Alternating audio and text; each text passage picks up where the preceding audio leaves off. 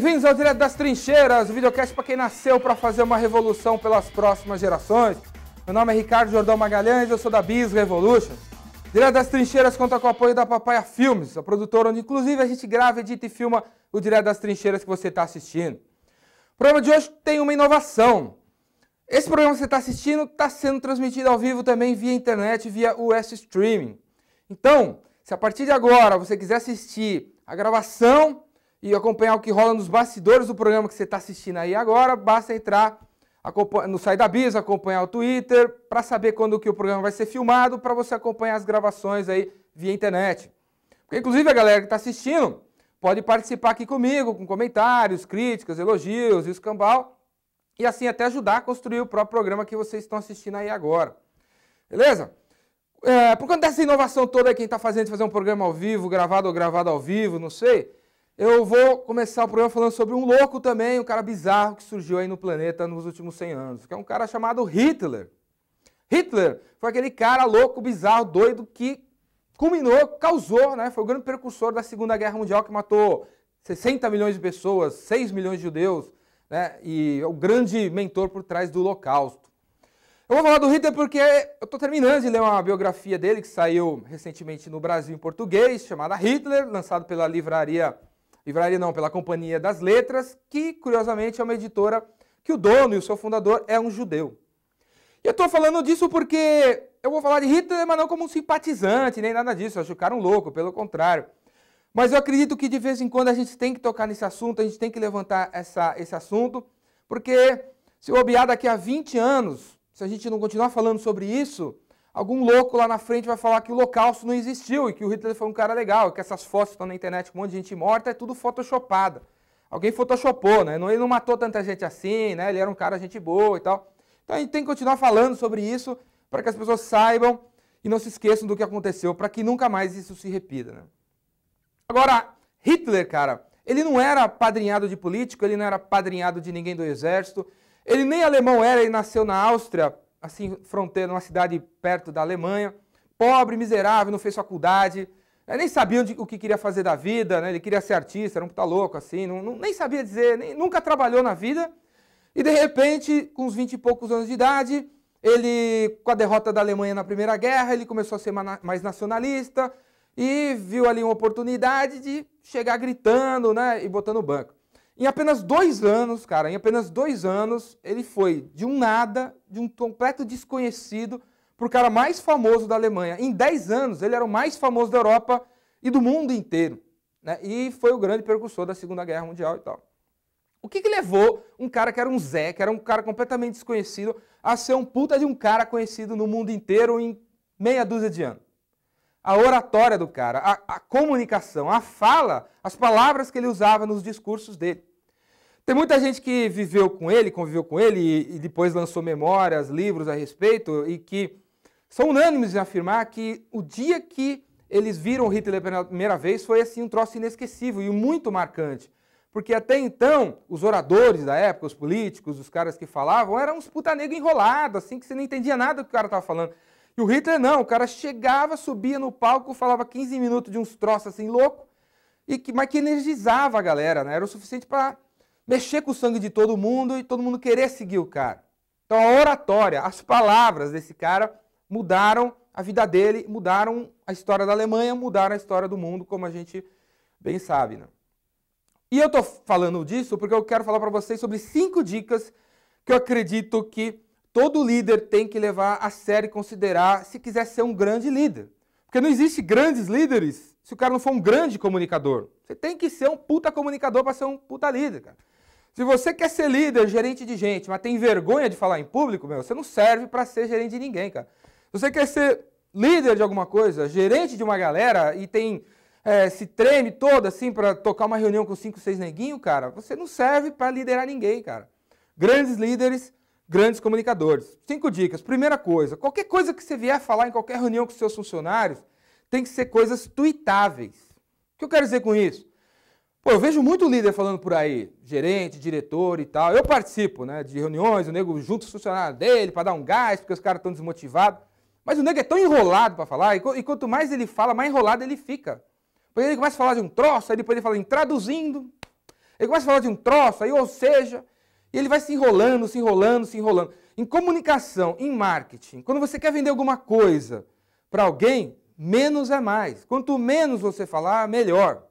E aí tem a ver com você se preparar realmente para aquela reunião que você vai ter com as pessoas, para você saber exatamente o que você vai falar, quais frases usar para tocar na ferida, para fazer as pessoas se mexerem, mexer no sangue delas. Você não pode ir para um lugar, uma reunião com seus funcionários, sem saber exatamente o que você vai falar. Senão você fala um monte de coisa enrolada assim, né? E as pessoas não entendem, as pessoas não começam, se perdem no que você está falando. Então, quando eu falo coisas tweetáveis, é porque de vez em quando você tem que soltar uma frase que cabe em 140 caracteres do Twitter, né? Quero dizer assim, que a pessoa possa contar para outras pessoas o que você falou naquela reunião. Pô, direto eu acompanho o nego que fala que está em evento, aí o cara fala assim, tô entrando na sala para assistir a palestra de Zezinho. O cara passa 50 minutos, não tuita nada, aí depois termina assim falando que foi genial a palestra. Mas aí eu pergunto, o que teve de genial? Ah, o cara falou sobre qualidade. Não, mas o que exatamente se tira disso aí, dessa palestra de 50 minutos? Não sei e tal. É porque o comunicador, né, não soltou uns tiros assim, sabe, bem focadinho, bem objetivo, para que ajudasse o nego a assimilar aquilo que ele estava falando. Né? Então tem que falar coisas tweetáveis. Segunda coisa que tem a ver com essa primeira, toda comunicação que você for fazer com seus funcionários tem que ter fatos, dados e histórias. Tem que soltar uns números, cara. Tem que umas pesquisas aí que você leu, para que você jogue essas coisas ali para o cara se tocar daquele assunto mesmo, para ele visualizar o problema, senão ele se perde, cara. Terceira ideia que eu dou para você, não espere descobrir qual é o problema para comunicar ele. Hoje é quarta-feira, faz 4 dias que lá na Inglaterra os moleques estão virando os carros, queimando as coisas e tal, né, nessa rebelião que está tendo por conta daquele moleque que morreu, foi assassinado pela polícia no sábado passado. O primeiro-ministro da Inglaterra estava na Itália, lá de férias, e só voltou para a Inglaterra 3 dias depois que o negócio já estava, né, pegando fogo. Para ir na televisão dizer que eles estavam vendo, eles estão sabendo do problema e vão resolver. 4 dias depois o cara vem e aparece na televisão falando isso. O que ele deveria ter feito? Quando o negócio começou a pegar fogo, ele já deveria ter ido na televisão, né, deveria já ter voltado da Itália para falar o que está acontecendo. Né, para conseguir simpatia do povo, para junto chegarem a uma solução de como resolver o negócio. Não podia ter esperado tanto tempo. Mas é isso que a maioria dos líderes fazem. Né, você, sei lá, diretor de uma empresa, a empresa está com um prejuízo de 15% ao mês. O que é que você faz? Você não conta para ninguém. Você acha que você é o dono do plano e que você tem que chegar na solução sozinho ou com mais um diretorzinho. E você acha que você só pode comunicar os 15% de prejuízo quando você tiver a solução. E não é nada disso, meu. É errado. Inclusive nos dias de hoje, onde a gente tem, às vezes, funcionários que gostariam de participar da solução da empresa. Então, o correto seria assim, quando você souber que a empresa está com 15% de prejuízo, já reúne a galera e fala assim, galera, a empresa está com 15% de prejuízo, cara, a gente tem que parar de gastar dinheiro com copinho, meu, com não sei o que lá. O que a gente vai fazer, cara? E vamos junto resolver aqui. Então, já solta, já envolve as pessoas desde o início, não fica segurando o negócio para você. A quarta coisa, quando o líder abre a boca para falar, é porque alguma coisa tem que mudar. Entendeu? Alguma coisa tem que mudar. Se você vai começar a falar, se você vai fazer uma reunião com a galera, é para provocar mudanças. E não para apenas comunicar alguma coisa que está rolando. Inclusive, você não deve reunir as pessoas para comunicar coisas que estão rolando, né, para ver o que está acontecendo e tal. Você deve só se reunir com as pessoas para provocar mudanças. Realmente provocar mudanças. Eu vou falar de uma experiência pessoal minha, né? Eu sou pai. E as mães que ficam direto com contato com seus filhos, né, são percebidas pelos filhos como mães chatas, né? Está sempre falando alguma, vai escovar dente, moleque, vai dormir cedo, moleque, vai fazer lição, moleque. E fica se comunicando, fazendo essa liderança de cobrança. E com o tempo o moleque não ouve mais esse tipo de cobrança e não segue mais o que esse líder está falando, porque ele fica falando a mesma coisa o tempo todo. O pai, como às vezes não é tão presente como a mãe, quando ele abre a boca, o moleque faz. Ele chega, fala um troço, pá, pum, e o negócio acontece. O que eu estou querendo dizer é que menos é mais de novo.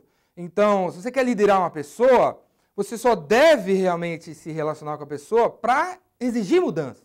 Chegar de vez em quando e pá, e não ficar o tempo todo cobrando resultado. Você fica o tempo todo cobrando resultado, com o tempo você queima o seu filme. E quando você aparece já demandando mudanças, né, e você acaba sendo, a sua liderança acaba funcionando melhor.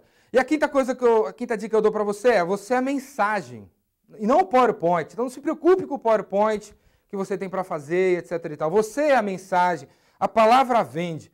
Não é à toa que 2 bilhões de pessoas no mundo seguem Jesus Cristo, outro bilhão segue Maomé, outro bilhão segue não sei quem, né? Porque, quer dizer, Jesus Cristo não tinha website, não tinha catálogo, não tinha folheto, não tinha CD multimídia, né? Apenas com a palavra o negócio ele conseguiu vender. Então você é a mensagem. Então o que você fala é o que você precisa para fazer as pessoas te seguirem, estarem com você. Preste atenção realmente no que você fala, porque a palavra vende. Beleza? É isso aí. Bem-vindos ao Direto das Trincheiras de hoje.